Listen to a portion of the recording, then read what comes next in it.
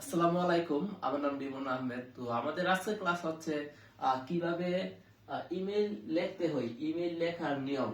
ঠিক আছে, ইমেল লেখার নিয়ম এটা সাধারণত ক্লাস ক্লাস 10 এবং এইচএসসি ইন্টার আপনারা সেম সেম ইমেল, এটা হচ্ছে নিয়ম। ঠিক আছে, এখন আপনারা যদি মুখস্থ মুখস্থ না পারেন তাহলে নো প্রবলেম। ঠিক আছে, তাহলে এই নিয়মটা দিবেন।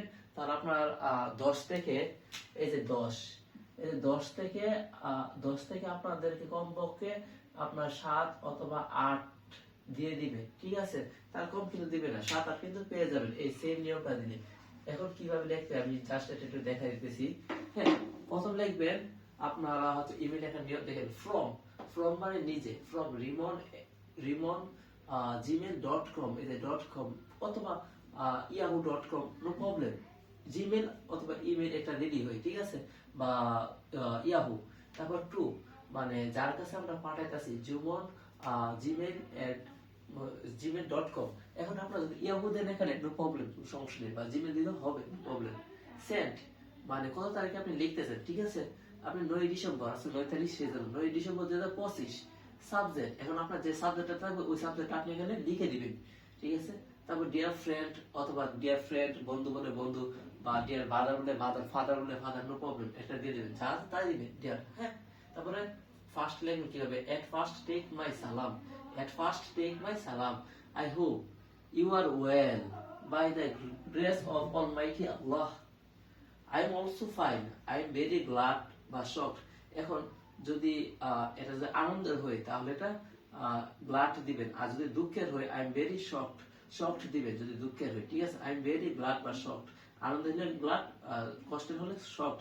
Two tell you about, about তারপরে এইটা যে সম্পর্কে লেটারটা বা ইমেল, যে সম্পর্কে ইমেলটা আসবে ওই সম্পর্কে আপনি এখানে 2 লাইন অথবা 2 লাইন, জাস্ট 2 লাইন লিখলে হবে, এনাফ। 2 লাইন লিখবেন, আর যদি না পান তাহলে প্রশ্ন থেকেই 1 লাইন বা 1.5 লাইন বানিয়ে লিখবেন। ঠিক আছে, তারপরে এটা, হ্যাঁ, 2 লাইন লিখবেন, সর্বনিম্ন 2 লাইন, এই 2 লাইন। যদি 2 লাইন যদি লেখেন, হ্যাঁ, 2 লাইন লিখলে এনাফ হবে, আর লাগবে না। তারপর আপনার একদম নিচে নো মোর টুডে, আর না, may Allah bless you, keep you keep well and write to me soon, your ever. তারপরে হ্যাঁ, এটা শেষ। তারপরে আপনার ইউর ইবার রিমন, তোমার প্রিয় রিমন, মানে যে লেখছে তার নাম রিমন। ঠিক আছে, যে লেখছে তার তার নাম, আর আর আপনি যার কাছে পাঠাচ্ছেন তা, এখানে কোনো মানে খাম দেওয়া লাগবে না। ঠিক আছে, এতটুকুই। আর যদি এখানে প্রশ্ন দেওয়া থাকে, সাপোজ সাপোজ মানে মনে করো তোমার নাম এমক, বা তোমার নাম রিমন এবং তোমার নাম জুমন, মানে তোমার বন্ধুর নাম জুমন, মানে এইভাবে যদি দেওয়া থাকে তাহলে আপনার সাপোজ মনে করে যা দেওয়া আছে তা। আর যদি সাপোজ না থাকে, কারোর নাম উল্লেখ করা না থাকে, তাহলে আপনি আপনার নাম এবং আপনার ফ্রেন্ডের নাম দিয়ে লিখবেন। তো আশা করি সকলে বুঝতে পারছেন এই সেম নিয়মটা। সবাইকে স্ক্রিনশট নিয়ে রাখবেন, এবং এই নিয়মটা যদি লেখেন, আপনি যদি এইচএসসি হন অথবা এসএসসি হন, সেম আমার কথা এটাই, আপনারা 10 থেকে আপনি 8 পাবেন। এই নিয়মটা দিলে আপনাকে মাস্টারি 8 দেওয়া হবে। ঠিক আছে, আসলে সকলে বুঝতে পারছেন। তো সকলে ভালো থাকবেন। আসসালামু আলাইকুম।